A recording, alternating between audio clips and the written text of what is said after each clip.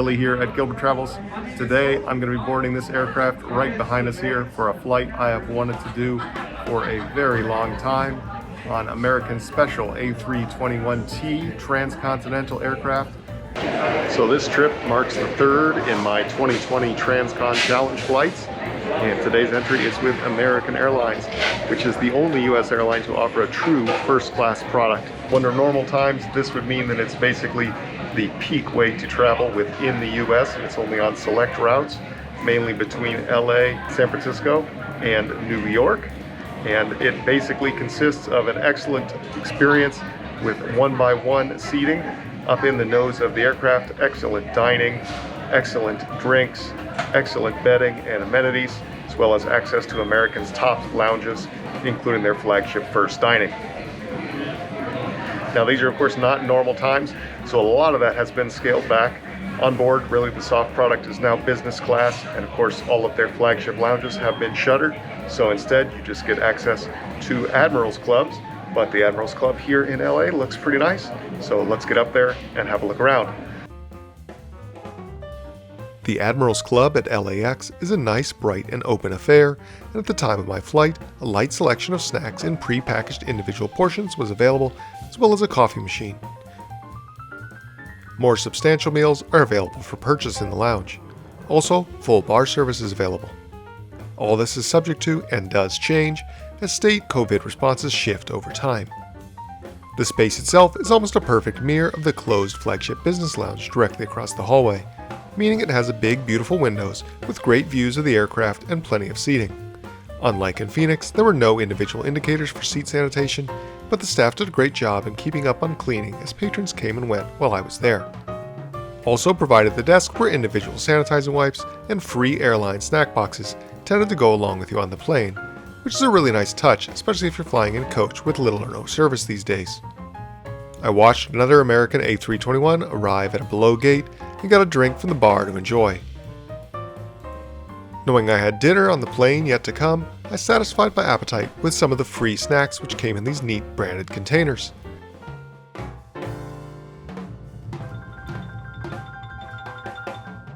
On the magazine rack, there were QR codes to access the airline's publications digitally. It's now basically empty in here. I'd say there's maybe 4 people in the whole lounge. All in all, it's not a terrible space. Of course, I would have vastly preferred to be able to finally experience the Flagship First dining here in LA to complement my trip to JFK last year, but enjoyed a few hours here in the lounge. Time to head on down, board the plane.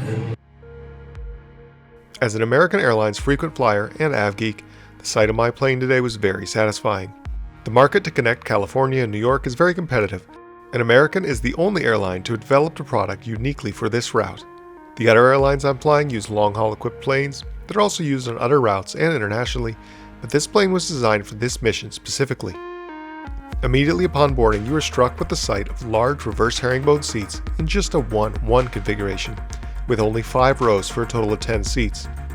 Today I am in seat 2A in this exclusive cabin, where every seat is both a window and an aisle. We had plenty of goodies at our seats to explore, including a water bottle. Pre-departure beverages were offered. I stuck with the water for now. About the only thing I didn't care for about boarding was that unlike most wide bodies and 757s, since all boarding is done through door 1, there's no turning left and every passenger streams past your seat. However, with just a total of 102 seats versus say 228 in the almost all economy Spirit Airlines version of this aircraft, that isn't too many passengers. It's even less passengers than American Airlines seats on their smallest mainline aircraft, the much shorter Airbus A319. Let's get up in the air before we dig into the details of this Flagship First Class product. Welcome on board today, Flight 2201, service to JFK, to New York's JFK Airport. We are very glad that you've chosen to fly with us today, and we'd like to welcome you on board. Our flying time to New York will be 4 hours and 35 minutes, and we'll be flying at an altitude of 35,000 feet. In just a moment, I do have an important safety announcement for your consideration. Right now, the weather in New York is partly cloudy and hazy with a temperature of 64 degrees. After the safety announcement, I do have an important one more announcement about the CDC's recommendation for COVID. Mask wearing. So, sit back, relax, enjoy your flight. We're glad you're here.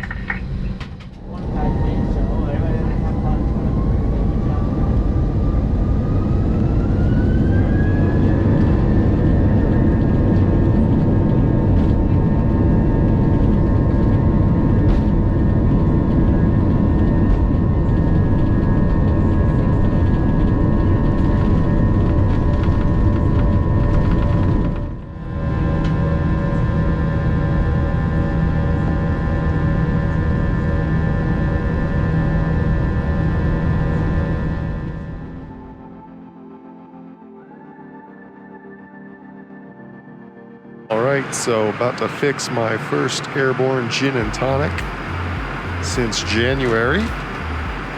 No hot nut service, of course, but we did get a bag of pistachios. It's also my first time trying aviation gin. Not sure if there is a more classic flying drink out there than a gin and tonic. So my general thoughts on the seat are, technically it's the same design as the 777-300ER business class seats I flew from Miami to LA last year, but I do feel like they're a bit wider since the nature of the layout of this aircraft, and I really do like some of the differences, like the full color remote control here. I think that's a nice added benefit. I like the cloth seat pattern. I think it's nicer and cooler over a long period of time to sit in. Some of the other differences, the desk type area here, I feel like is much larger on this aircraft.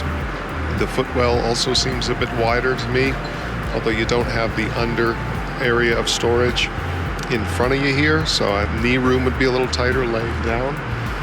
Anything else that stands out on the 777, you've got a bigger kind of a privacy shield here next to your face. On both of them, I do feel like this outer armrest is a little far out, but the inner armrest is considerably larger on this plane than the 777. So this is an awesome seat. If I had any complaint, it's that I'm a little far away from the window, but I had plenty of good views in my earlier flights today, so I'm really just enjoying sitting back, soaking in this seat. This is a truly special experience. There's just not that many narrow-body aircraft with a seat like this anywhere in the sky, and as a fan of American Airlines and a frequent flyer of American Airlines, to get to finally take this product is something special to me, so glad to bring you along. Let's enjoy the rest of this flight.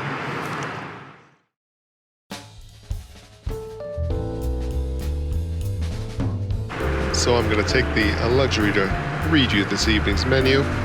So even though it is printed as Flagship First, I'm pretty certain that this is just the business class menu. But in any case, there's so few services of hot meals in the air today that it's hard to find any complaint with it. Today we're going to have a small plate of burrata cheese with oregano and caper dressing.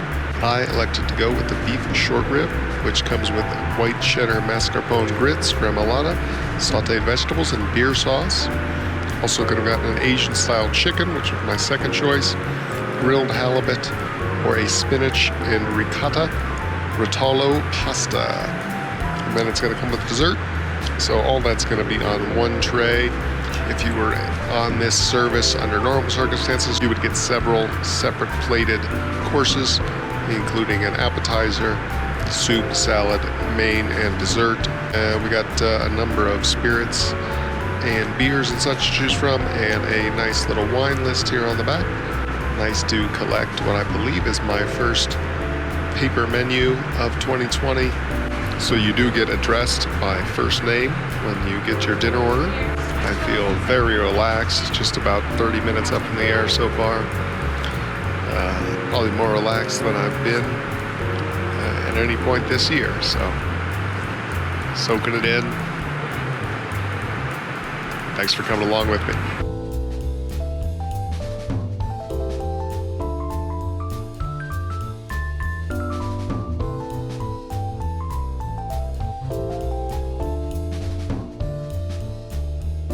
Dinner is served. Let's see what we got here.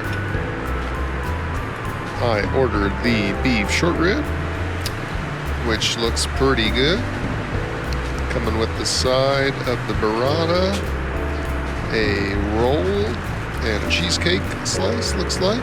So, and I'm excited to dig in, give it a shot, see what this meal is like, and let you know. So whether you care or not, the not hot items are wrapped here. The roll, unfortunately, oh no, I was going to say the roll's not warm, but this one's been warmed up a little bit. So, classy trick for you, just in the off chance you didn't know. These napkins come with a little button snap here, so you can hang them off your shirt button and make sure not to make a mess of your shirt, which is practical, and I think it's kind of cool. Pretty appetizing as far as airplane food goes. Let's see how it tastes. In my experience, American does a really good job with these cold, preserved salad type dishes. And this one is no exception. Very good. Eager to see what this beef is like. This one seems a little drier than I remember, but very fork tender, so that's encouraging. It's quite good. It's really just falls apart. It's a little bit dry, but not bad. It's one of the better beef dishes I've had in the air. A little gravy on it here. Oh yeah, that makes all the difference.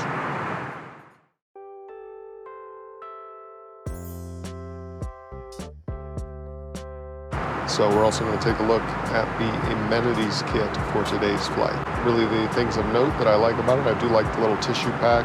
I think that's a good little touch and something I haven't found in other airline amenity kits. Other than that, you have the normal lotions and dental kits and eye mask and earplugs, everything you would expect.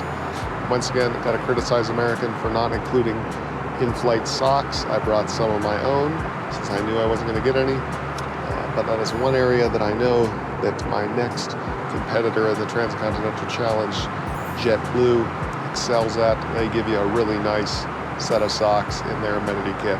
So I know these are not the Bose headset favorite of Jeb Brooks, but these are Bang & Olufsen business class headphones from American Airlines, which they provide on their international flights and here in business and first class. And it's a really nice set of cans, really good quality, and kudos to American providing a good set of headphones here in the air. Check out my snazzy hand sanitizer here, provided to me by the Museum of Flight in Seattle. Had a great chance to visit there, have a private tour of their very first 747 ever. So take a look at that video if you haven't already. It's an awesome one. I'm sure you're going to enjoy it. If you're ever in the Seattle area, please do visit the Museum of Flight. It's an awesome time, and it's a must-do for any av geek. Okay, so we have one more amenity to cover. Since this is a lie flat seat, that is the all-important bedding. Here in Flagship First, we are treated to both of American's international bedding kits, the long-haul duvet and pillow, as well as the lighter and softer day blanket with lumbar support pillow. With just one entry left to compare, this was easily the best bedding kit I've encountered so far in this series. While it doesn't include a mattress pad or PJs as you would find in their international first class service, it was still quite respectable.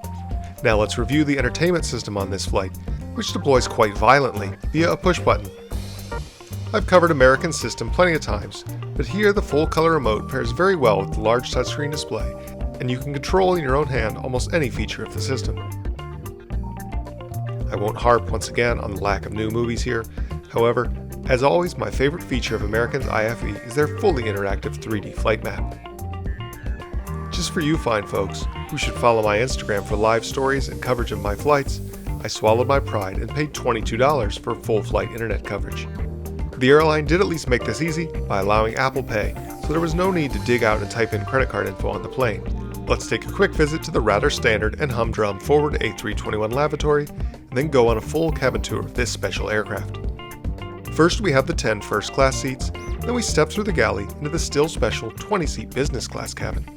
In the back you will find a tiny 72-seat economy cabin, the same amount of coach seats as American installs in some of their E-175 regional aircraft.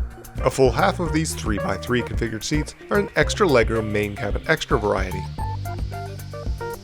We then return back through that 2x2 diamond lie flat cabin I've yet to review, and back home to one of only 2 aircraft types in American's fleet to be equipped with a true first class. Even during COVID times, this is a unique plane to get to fly on, from back to front. I was feeling a bit peckish and spotted an ample snack basket, which I took quite a haul from to sit down and watch a movie. Just after the lingering day came to an end, we raced eastward, away from the sun, across 3 time zones on our journey from the start at LA to NYC. No video editing for me on this flight, just maximum time to soak in the experience. So let's talk about today's booking. As with my Delta and United flights, I paid with miles for this trip, getting what I feel was a tremendous value at just 33,000 American Airlines miles.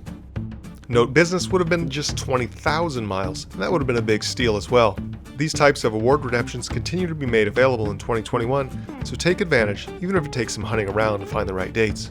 Especially since cash fares for the itinerary I flew would have set me back $1,791 with connections.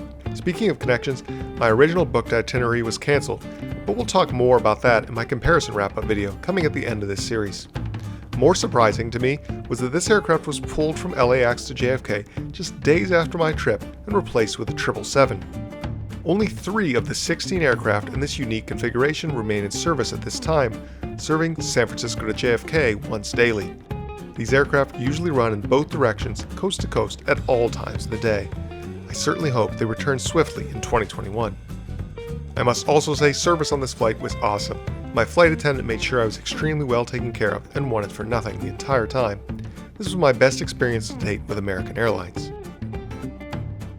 Today, meanwhile, we come into landing at John F. Kennedy, and here are my closing thoughts before retiring to the lovely TWA Hotel for the evening. So that was American Airlines Flagship First. Even in these uncertain times, they are still putting together a great product with great amenities in the sky and a wonderful seat that is one of the more unique planes out there to fly. So I really had a good time on that flight. Just glad to bring you along. Now we got one left to do tomorrow. So when you see it next week, be JetBlue Mint. So thanks for coming along with us on this flight. In the meantime, please remember to like, comment, and if you haven't already, please do subscribe and hit that notification bell so you can be made aware first when more content is available. As always, thanks for watching.